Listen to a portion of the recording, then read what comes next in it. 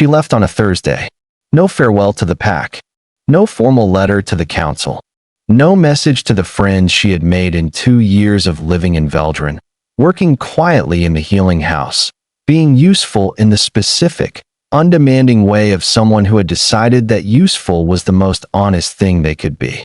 She left on a Thursday morning at 5 o'clock with one bag, the way people left when they had thought about leaving for a long time and had finally decided that the thinking was over. Cael Dorn found out on Thursday evening. Not because she told him.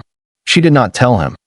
She owed him nothing by that point, which was the direct consequence of what he had said to her 11 days earlier in the Great Hall, in front of the Pack's senior council, with the flat, controlled authority of a man who had made a decision he was going to enforce regardless of what the biology said.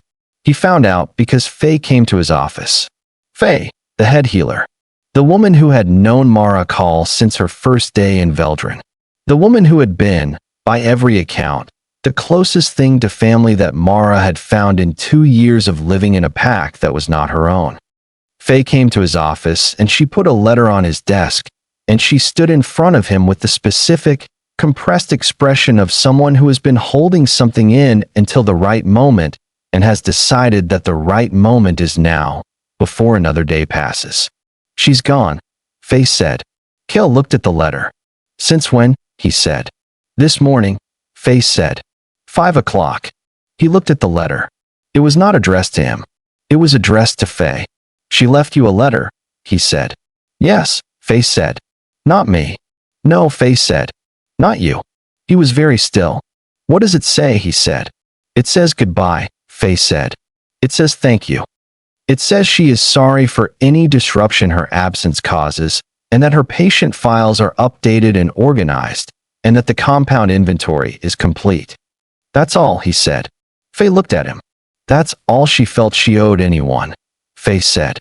Given what happened 11 days ago, and in the specific quality of Faye's voice, not angry, not accusatory, just precisely honest in the way she was always precisely honest, Cael Dorn heard the thing he had been not hearing for 11 days. He had made a mistake. Not a governance mistake. Not a political error or a strategic miscalculation. The kind of mistake that did not have a correction process. The kind that simply had to be lived with. Starting now. If you have ever realized, too late, exactly what you had, this story is the one that is going to stay with you. Like the video, hit that subscribe button right now, and drop in the comments where you are watching from. What Cael Dorn learns in the days after Mara leaves is going to change everything you thought you knew about this story. Let's begin. Her name was Mara Coll. She was 24 years old when she left Veldran Pack, and she had been 22 when she arrived, and the 2 years in between were the years this story is about. Not because they were dramatic years, not because the events of them were the kind that produced records and formal documentation and the governance history that packs told about themselves, but because they were the years in which everything that mattered happened quietly, and because quiet things, when they were lost, produced a specific kind of absence that was louder than anything obvious. She had come to Veldran through the healer placement network.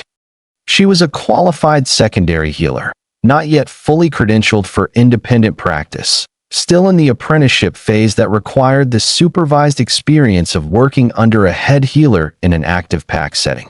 Her credentials were solid. Her references from the Regional Institute were excellent. Her placement rating, which the network used to match practitioners with appropriate environments, was in the highest tier. She had been placed in Veldran because Faye needed a secondary. She had arrived in October with 2 bags. She always traveled with 2 bags, the second one full of the specific reference texts and catalog notes of a healer who took the ongoing education of her practice seriously, and had been installed in the small residential suite adjacent to the healing house with the practical efficiency of a placement that had been planned in advance. She had met Faye on the first day. She had met the pack over the course of the first month. She had not met the Alpha for 3 weeks. This was not unusual. Veldran was large, 400 wolves, and the Alpha's formal schedule did not typically intersect with the healing house staff's daily operations except through the monthly wellness assessment rotation. When she met Cael Dorn, it was in the healing house. A routine wellness assessment. He came in, he sat down. She conducted the assessment with the professional competence of someone who had been doing clinical work for 4 years and who found the work genuinely interesting rather than procedural. They spoke for 40 minutes. She was precise and knowledgeable and asked follow-up questions that went past the standard protocol into the territory of genuine inquiry. He was, she thought when he left, exactly what the Pack's reputation suggested: competent, direct, present in the way of someone who was actually in the conversation rather than managing it. She noted it. She noted most things. She was a careful person. The bond arrived at the 8-month mark. Not during anything significant. Not in a dramatic governance setting or a crisis response. In the healing house supply room, where she was reorganizing the compound inventory that the previous secondary healer had left in a state that she was still, at 8 months, working through. Cael had come to the healing house for a follow-up appointment that Faye had scheduled after a minor hunting injury. A straightforward laceration that Faye had treated but had wanted to reassess at 10 days. He had found Mara in the supply room, up to her elbows in the compound reorganization, and had asked if Faye was available. She had turned to answer him. Their eyes had met, and the bond had arrived. She had dropped the compound she was holding. He had caught it. And for approximately 4 seconds, with the compound in his hand and her eyes wide, and the supply room suddenly feeling very small, they had both sat with the specific, irreversible recognition of something locking into place. He had looked at her with an expression she had never seen on his face in 8 months of professional interaction. Then Faye had appeared in the supply room doorway, and the expression had gone away. And everything that happened after started from that moment. I need to tell you about Cael Dorn before I tell you what he did. Because what he did was wrong. It was significantly, specifically, consequence-producingly wrong. And it was also not simple villainy. He was 30 years old when the bond arrived. He had been the Alpha of Veldran for 4 years, following a complicated succession that had involved a governance dispute within the senior council and had required, at 26 years old, a level of political acumen that most Alphas only developed over decades. He had acquired that acumen. He was, by the evidence available to anyone who looked at Veldran's governance record in those 4 years, genuinely excellent at the work. He had also, in those 4 years, developed a very specific relationship with his own authority, not arrogance, precisely, but the particular certainty of a man who had learned to trust his own judgment through the evidence of his judgments being repeatedly correct. His judgment about the bond was wrong, not about its reality. He knew the bond was real, felt it with the same complete certainty that Mara did, the door blown open, the lock turning, the specific, total recognition of a biological truth. His judgment about what to do with it was wrong. And the wrongness had a specific source, which was this. Cael Dorn had, for 4 years, been managing a council that included 3 members who had made his succession difficult, who had been watching his governance for evidence that he was not yet equal to the position, who had specific political interests in seeing him make a choice that confirmed their assessment, and a mate bond with the Pack's secondary healer, an unaffiliated external placement with no bloodline standing, no political connection, no claim to the governance infrastructure, was the kind of choice that those 3 council members could use. Not fairly, not based on any legitimate governance concern, but the specific, petty politics of powerful people who had been looking for a lever and had found one. He had known this. He had made his calculation. And 11 days before Mara left, he had made his decision. The Great Hall. 400 wolves. The senior council in their formal positions. Mara Coll standing in the center of the room with the specific, composed containment of someone who had been told this was a routine pack meeting and had arrived to discover that it was not a routine pack meeting. And Cael Dorn at the head of the hall, speaking the words that, once spoken in that setting before that many witnesses, could not be taken back. She was not the right choice for the pack's formal bond. The governance required a partnership that represented Veldran's interests at the regional level. The bond, while biologically present, was not grounds for a formal governance commitment when other considerations applied. The formal rejection words followed. Old words. Specific words. The ones that severed the biological bond permanently and placed the fact of the rejection into the pack's formal record. She had felt it happen. The specific, violent biological violence of a true bond being torn apart deliberately. She had not cried. She had looked at him across the great hall. He had not looked at her. He had been looking at the council. She had turned and walked out. She had spent 11 days managing her patient files, completing the compound inventory, and writing Faye a letter. And then she had left on a Thursday at 5 in the morning. Faye's letter to Coll was not what he expected when she brought it. She did not hand it to him. She read it to him. Not because she wanted to perform the reading, because she understood that Cael Dorn, given a written document, would read it with the governance part of his mind and would manage his response to it, and that what she needed him to do was hear it. She read it to him, in the specific, clear, steady voice she used when she was delivering information that required full attention. It was not a long letter. Mara Coll had never been someone who used more words than were necessary. Faye, thank you for 2 years of mentorship that was better than anything the placement network promised. The Veldran Healing House is an extraordinary environment, and you are the reason it is. Whatever comes next for me professionally will have been built on what I learned here. I am sorry to leave without more notice. I understand this creates difficulty, and I have tried to minimize the practical disruption as much as possible. The patient files are updated. The compound inventory is complete and labeled. The notes on the 3 complex cases are in the red folder on the desk. There is something I want you to know, and I am telling you because you are the person in this pack who has been honest with me consistently, and therefore the person I trust to receive honesty from me. I did not ask to feel what I felt. I did not pursue it. I did not do anything with it except feel it and do my work and try to be useful. I thought, for 8 months after it arrived, that the work and the being useful would be enough. That what was true between us did not need to be acted on in order to be real. That I could carry it and he could carry it, and we could both go on being what we were to this pack, and that would be sufficient. I was wrong about that. Being rejected is survivable. People have survived it before me.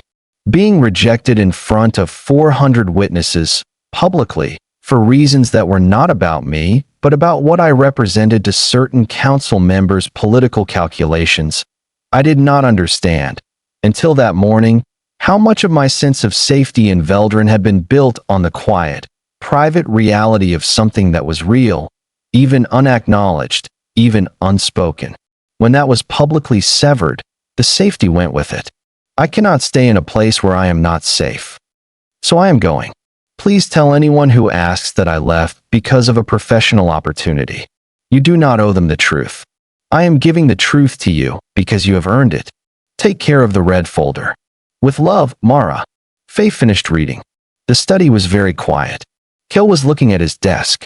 Not at Faye. At the desk. The specific, focused at nothing quality of someone who is processing something that is reorganizing what they understood about a situation. The red folder, he said. The complex case notes, Faye said. He was quiet. She left case notes, he said. She spent 4 days on them, Faye said. Before she left, she told me she was doing administrative work. She was writing comprehensive treatment notes for 3 long-term patients so that whoever came after her would have adequate context. She was protecting the patients, he said. She was doing her job, Faye said. Until the last possible moment. He closed his eyes. Where did she go? He said. I don't know, Faye said. The letter doesn't say. The placement network has a privacy protocol for practitioners who request it, Faye said. If she requested privacy, the network won't disclose her placement to anyone who isn't her formal mentor or supervising healer. You're her formal mentor, he said. Yes, Faye said.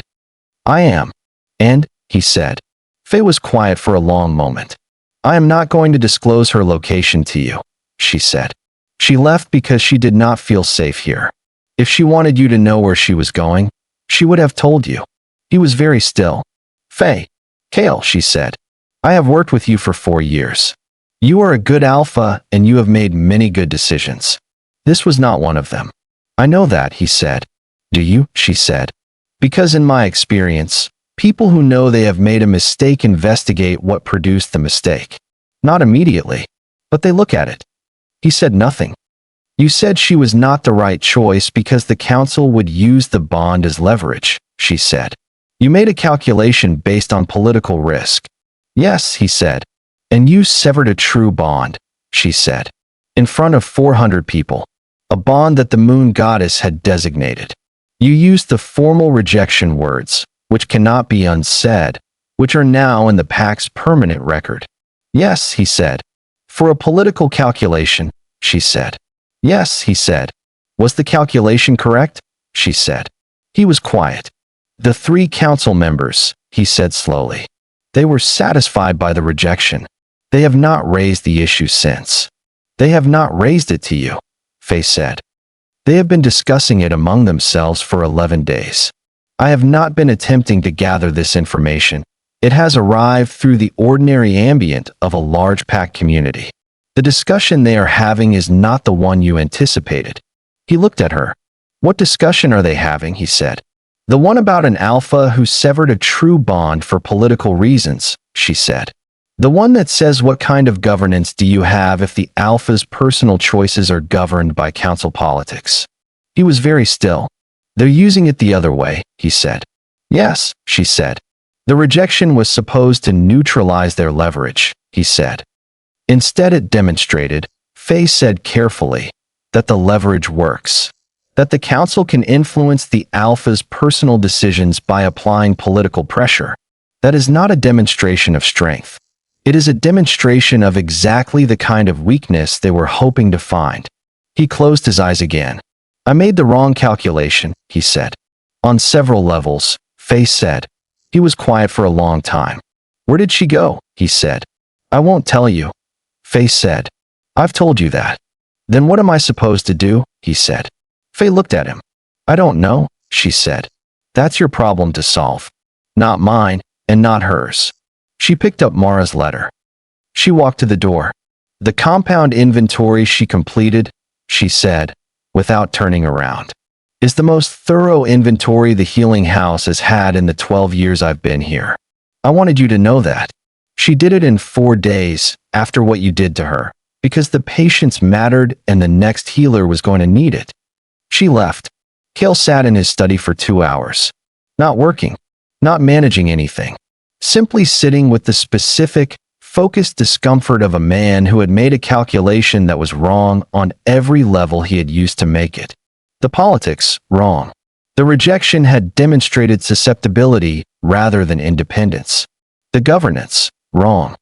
He had severed a true bond, the moon goddess's designation, and placed it in the Pack's formal record as a governance decision, which meant the Pack's ambient was now carrying the specific wrongness that occurred when a foundational relationship was built on something other than what it was supposed to be built on. The personal, catastrophically wrong. He had known that one immediately. He had known it in the Great Hall, watching a woman he had known for 2 years and had been carrying a bond toward for 8 months walk out of the room with her spine straight and her chin level and not a single additional word. He had known it for 11 days. He had managed the knowing with the specific, practiced efficiency that he managed most things. And now she was on a bus or a train or in a car somewhere, with one bag and a letter she had given to the right person, and the compound inventory was complete, and the patient files were updated, and the red folder was on the desk. He stood up. He went to the healing house. He found the red folder. He read the case notes. He was going to be honest about this, even in the private space of his own assessment. They were extraordinary. Not just thorough.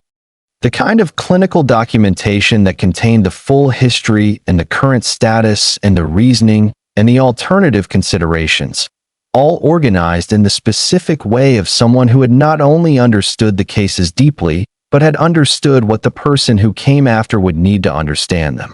She had written these notes after he rejected her. She had spent 4 days making it easier for whoever replaced her to serve the people she could no longer serve. He put the folder down. He went to find Asta Vane, who ran the Pack's postal system and who was, as a consequence of that role, aware of most of what moved through Veldran's information channels. "I need to find someone," he said. Asta looked at him. "Mara Coll," she said. "Yes," he said. "Faye won't tell you," she said. "I know," he said. "I'm not asking Faye." Asta was quiet for a long moment. "The placement network's privacy protocol protects the practitioner from inquiries from Pack leadership," she said. "It does not protect against inquiries from the Continental Governance's Health Systems Coordination Office." He looked at her. If the Alpha of a Pack submitted a formal request to the Health Systems Coordination Office for the current placement location of a practitioner on grounds of pending formal governance documentation that required the practitioner's address for processing, would that work? He said. "It would take approximately 8 days to process," she said. "But yes." "What formal governance documentation?" he said. "The formal acknowledgement of her contribution to the Healing House's compound inventory and patient record system," Asta said, "which, under the Continental Governance's Healer Services Quality Standards, requires formal notification to the practitioner of record." He looked at her. "That's a real thing," he said. "As of 14 months ago," she said, "when the standards were updated. Most alphas haven't read the full update." "But you have," he said. "I processed the incoming governance standards updates," she said. He was quiet. "Submit the request," he said. "Today?" "Yes," she said. "And Asta," he said. She looked at him. "Thank you," he said. "The request will take 8 days," she said. "You can use that time however you see fit." He used the 8 days. Not performing the preparation, not organizing the approach the way he organized governance matters. Actually working through what had happened and why, and what the accounting of it required. He went to the council, not with a governance agenda, with a statement. He told the senior council, in the plain, direct language he had always used in council proceedings, that the rejection of the bond 11 days prior had been a decision made under pressure that he now assessed as incorrect on governance, political, and personal grounds. He told them that the Pack's formal record would reflect this assessment. He told them that the 3 council members whose political positioning had been a factor in his original calculation should understand that the calculation had not produced the outcome any of them had intended, including him. He told them that what happened next was his problem to address, and that the council's role was to continue the governance work that did not stop because the Alpha had made a significant personal error. The 3 council members were very quiet. Hadwick, the elder, the longest serving, the one who had watched for Alpha's lead Veldran from his council seat, spoke. "What are you going to do?" he said. "Find her," Cael said, "and then decide what there is to do after finding her." "The formal rejection is in the record," Hadwick said. "That doesn't change." "I know," Cael said. "The bond," Hadwick said. "Formally severed bonds don't restore." "You know that." "I know that too," Cael said. "Then what?" "I owe her the truth," Cael said. "About why?" "About what happened, and what I was thinking, and where the calculation failed. She left without knowing any of that. She deserves to know it, even if knowing it changes nothing." Hadwick was quiet. "That is," he said slowly, "a very different kind of governance than I've observed you practice." "Yes," Cael said. "I know." "It's better," Hadwick said. Cael looked at the table. "Yes," he said. "I know that too. The Health Systems Coordination Office processed the request in 7 days rather than 8. Asta brought him the response on a Tuesday afternoon. She placed it on his desk. She left without saying anything. He read it. Mara Coll, formerly of Veldran Pack, had accepted a placement with Crestwood Pack's healing facility, effective the previous Friday. For days after she left, she had already been placed. She had not waited. He thought about this for a moment. She had already known where she was going when she left on Thursday at 5 in the morning. She had been planning the leaving, not as an escape, as a transition, as a person who had determined that the current situation was not workable and had made the next arrangement before leaving the previous one, because that was how a careful person managed significant change. He booked the travel to Crestwood. It was a 6-hour drive.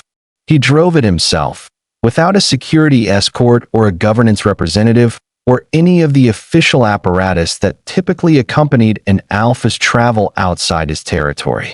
Just the car and the road and 6 hours of the specific, compressed thought of someone who had been preparing for a conversation without knowing what the conversation was going to produce. He was not going to ask for anything. That was the decision he had arrived at in the 8 days of preparation. He was not going to ask her to come back. Not going to ask for the bond's restoration, which was not possible anyway. Not going to present himself as someone who had suffered appropriately and was therefore owed a particular response. He was going to tell her the truth. The full truth. The 3 council members. The political calculation. The specific way the calculation had failed. The assessment of what the failure had produced. The case notes. The compound inventory. The red folder. He was going to tell her that he had spent 8 days working through what had happened and that the working through had not produced a solution because there was no solution. There was only the truth available to her now that had not been available to her when she left. He was going to give her that and leave what she did with it entirely to her. Crestwood Pack's healing house was on the western side of the main compound. He found it without difficulty. He stood outside it for a moment, not hesitating. Gathering. He went inside. The reception area. A young administrative assistant who looked at him with the specific assessment of someone who had been trained to identify when someone was significant and was currently running the calculation. "I'm looking for Mara Coll," he said. "Who are you?" the assistant said. "Cael Dorn," he said. "Alpha of Veldran Pack." The assistant was very still. "I'll need to," she started. "Tell her," he said. "That's all. Tell her who's here, and tell her she doesn't have to see me, and let her make the decision." The assistant looked at him. She went. He waited in the reception area for 11 minutes. The assistant came back. "She'll see you," she said. The consultation room. 3rd door on the left. The consultation room was small. A table, 2 chairs, a window looking out at Crestwood's southern grounds. The clinical spare quality of a room designed for conversations that required privacy. Mara was at the table. She was in the healer's practical work clothes, the ones that said she had been in the middle of something when the message came and had come here directly, without preparing. She looked at him. He looked at her. For years of watching her in the healing house. 8 months of the bond. 11 days of absence. 6 hours of road. She looked. He wanted to be honest in his assessment. She looked all right. Not unhurt. Not as if the 11 days had been easy, but all right. The specific, settled quality of someone who had made a significant decision and had followed through on it, and was now doing what they had come to do. "Sit down," she said. He sat. She looked at him with the direct, composed attention he had been seeing across the healing house table for 2 years. "Why are you here?" she said. "To tell you the truth," he said. "About why? About what I was thinking, and where the calculation failed, and what happened after you left." "The calculation," she said. "Yes," he said. "You're going to explain it as a calculation," she said. "It was," he said. "That's the honest description. I made a calculation and the calculation was wrong in every dimension I used to make it." She was quiet. "Tell me," she said. Not warmly. Not coldly. Just directly. He told her. All of it. The 3 council members, their specific political interests, the leverage he had assessed them as holding, the decision he had made under that pressure, the formal rejection. The 8 days since. Hadwick's observation. The compound inventory. The red folder. Asta's assistance. The 7-day request. He told her what Faye had read to him from the letter. Not the letter's contents. She knew what she had written. What Faye reading it to him had done. Why Faye had read it rather than handed it to him. He told her what the rejection had produced in the council's politics, the opposite of what he had intended. He told her that the calculation had been wrong. He told her that he had known, in the great hall, while he was saying the words, that the person walking out the door was someone he had no governance-based argument for losing. He told her all of it, without asking for anything, without framing it as a path toward a specific outcome. Just the truth, because she had earned it. When he finished, the consultation room was very quiet. She looked at the table for a long moment. "Why now?" she said. "You had 11 days. "I was processing," he said. "Incorrectly. I was trying to find the governance solution, which there wasn't one. It took 8 days to understand that the truth was the only available honest response. And the bond," she said, "is formally severed," he said. "I know that. I'm not here about the bond." "Then what are you here about?" she said. "You left without knowing why," he said. "You left with the explanation of political calculation. You didn't know what the calculation was, or where it failed, or what it produced. You deserve to know those things. Even though knowing them changes nothing," she said. "Yes," he said. "Even though." She was quiet for a long time. He waited, not for a particular answer, just for whatever she decided to say. "I stayed for 8 months," she said finally, after the bond arrived. "Doing my work. Not making demands. Not raising it. Not putting you in a position you hadn't invited." "I know," he said.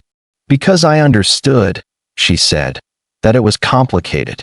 That you had a governance to run and a council to manage, and that an unannounced bond with an external placement was a complication you hadn't planned for. I didn't deserve that understanding," he said. "No," she said. "You didn't. But I gave it anyway because it was the honest response to a complicated situation. And the Great Hall was not," he said, "a complicated situation." "No," she said. "It was a choice." "Yes," he said. "A choice you made," she said, "in front of 400 people, using the words that cannot be unsaid." "Yes," he said. "And now you're here," she said, "telling me the calculation was wrong." "Yes," he said. She looked at the table. "Cael," she said. "Yes," he said. "What would being here have looked like," she said slowly, "if you had come 8 days ago? The morning after I left?" He thought about this. "The same," he said.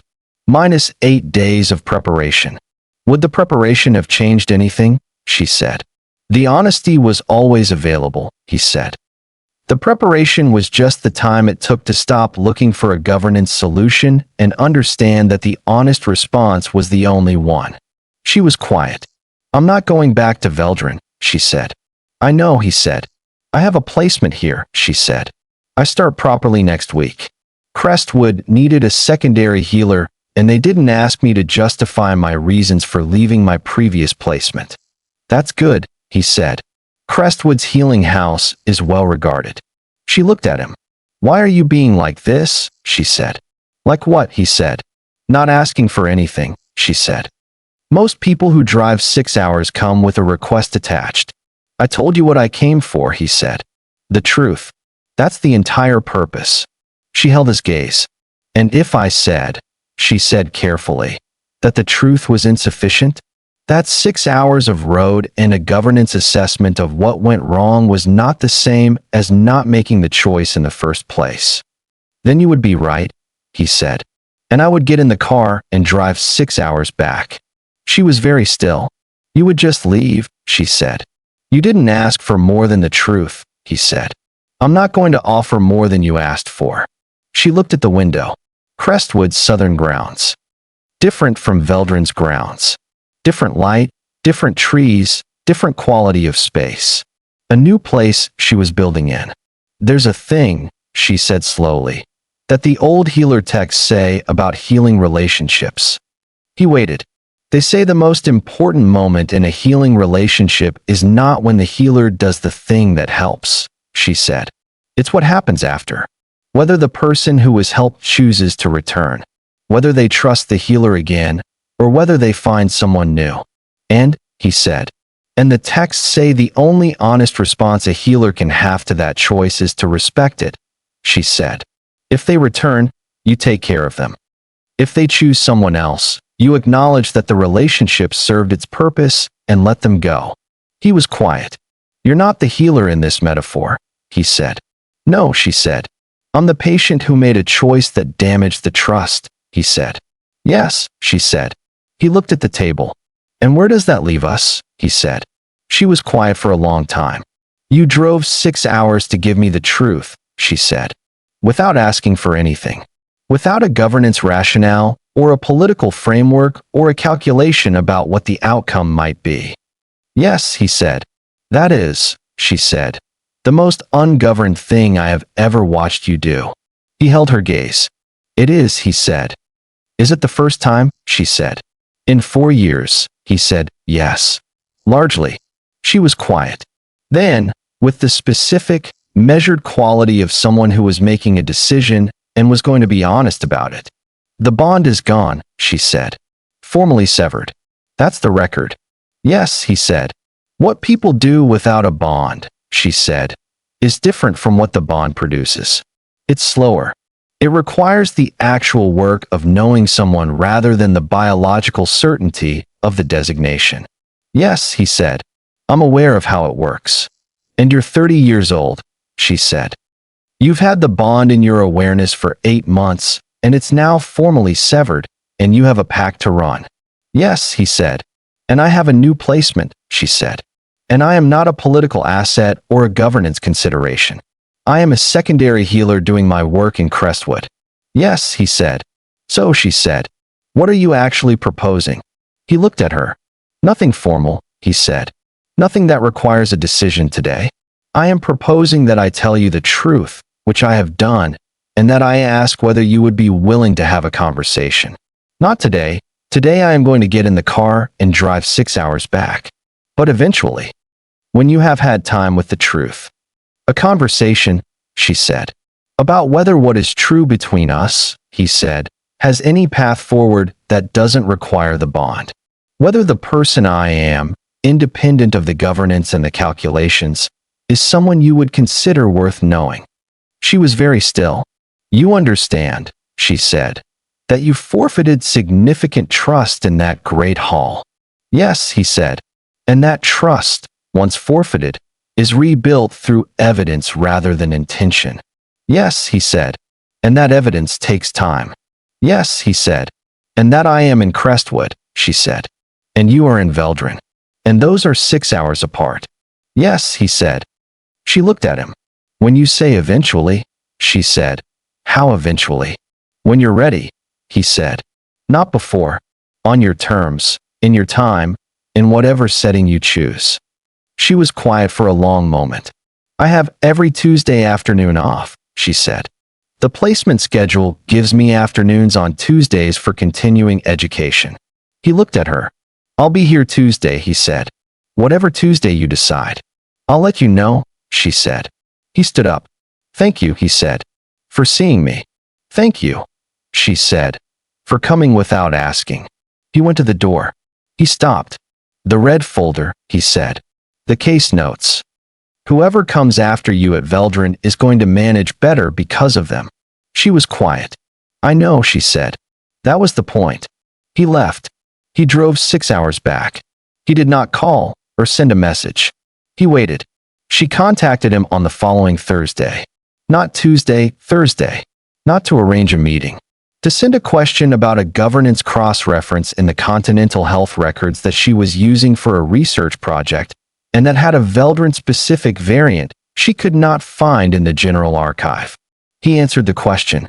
Precisely. With the relevant document citation. She responded, thank you.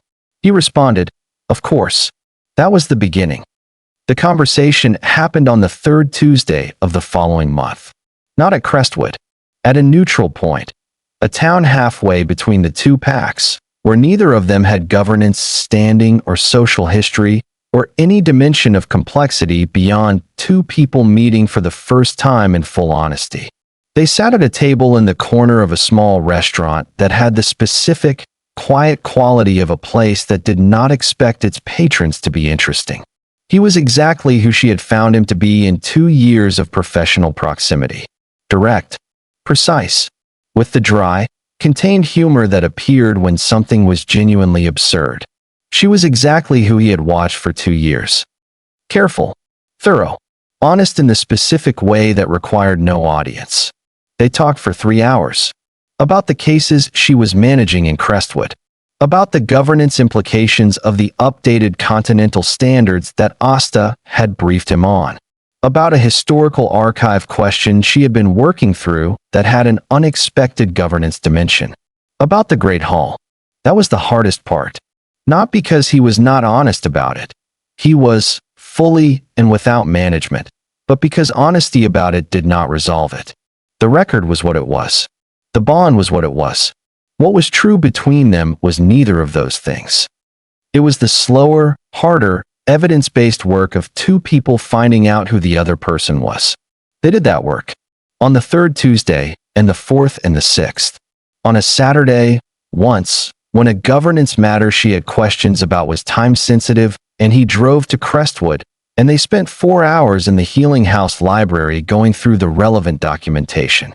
On a Tuesday in November, when the conversation extended past the scheduled time because neither of them moved to end it. What they built was not the bond. It was something different from the bond, something that required, every step, the conscious choice to continue rather than the biological certainty of the designation. It was slower.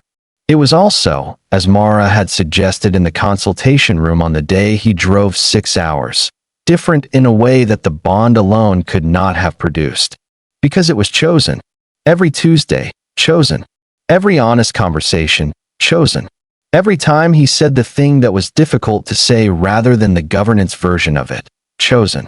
She returned to Veldran 14 months after she left. Not because he asked.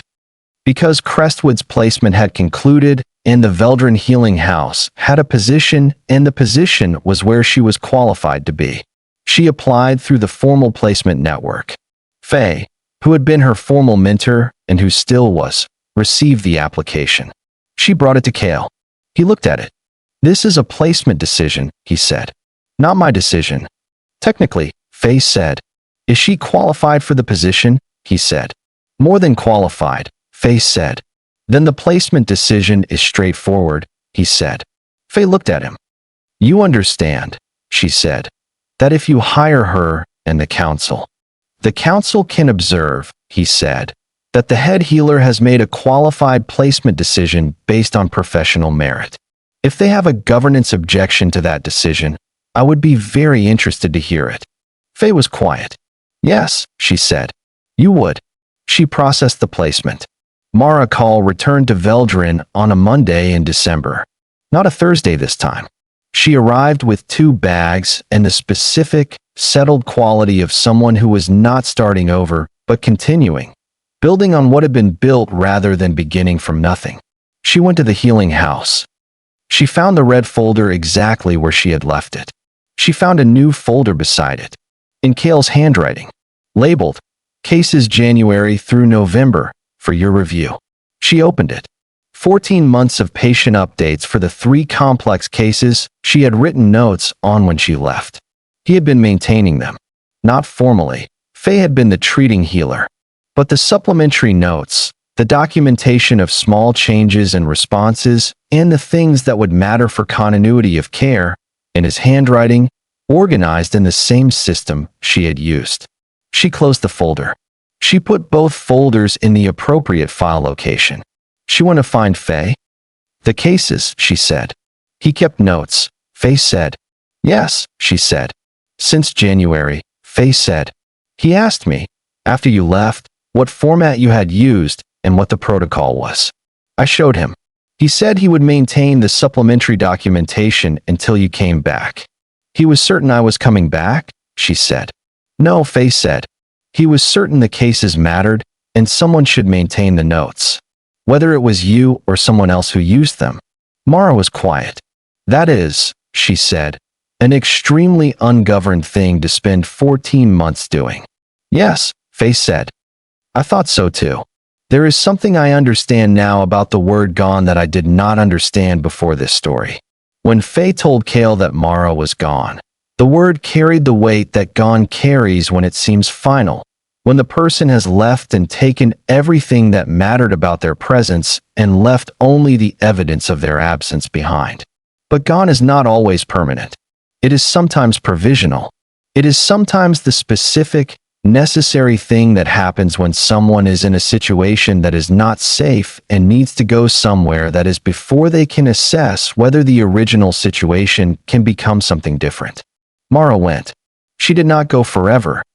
She went until the truth was available and the evidence was sufficient, and the man who had made the wrong calculation had made enough right once. Over 14 months of Tuesdays and governance questions and case notes in his handwriting, to demonstrate that the calculation was not who he was. She came back on her terms, with 2 bags, to a healing house where the red folder was waiting and the supplementary notes were organized, and the system she had built was still there, maintained, because someone had decided that the work mattered regardless of whether the person who did it came back. That is the most important part. Not the Tuesdays or the 6-hour drives, or the honest conversation in the consultation room. The case notes maintained for 14 months because the patients mattered. That was the evidence. That was what the calculation had never produced, and the ungoverned work had. That was what she had come back for. If you stayed with this story from the Great Hall to the consultation room to the Monday in December, from the red folder to the supplementary notes in his handwriting, then you already know what this story was about. It was not about a rejection that was forgiven. It was about what a person did in the space after they made a wrong choice. Whether they looked for a solution or they looked for the truth. Whether they showed up for the thing that mattered regardless of whether the person who had mattered was coming back. Cael Dorn made the wrong calculation. He found out it was wrong. He did not look for the governance solution. He maintained the case notes for 14 months. He drove 6 hours to give the truth without asking for anything. He waited for the 3rd Tuesday. That is not a correction. That is evidence. And evidence is the only honest currency. This channel is here every single week for stories like this one. Stories about what people do in the space after they fail. Stories about the 14 months of ungoverned work that nobody asked for, but that someone did anyway because it mattered. Stories about the Thursday morning when someone left, and the Monday in December when they came back, and everything that had to happen in between for the coming back to be real. Subscribe. Hit that bell. Drop your location in the comments right now. I need to know where in the world tonight someone needed to hear that gone is not always forever. That the evidence can be built. That the truth, given without asking for anything in return, is still the most powerful thing one person can offer another. The next story starts with someone who left, and it ends with what they found when they decided to return. Don't miss it. See you there.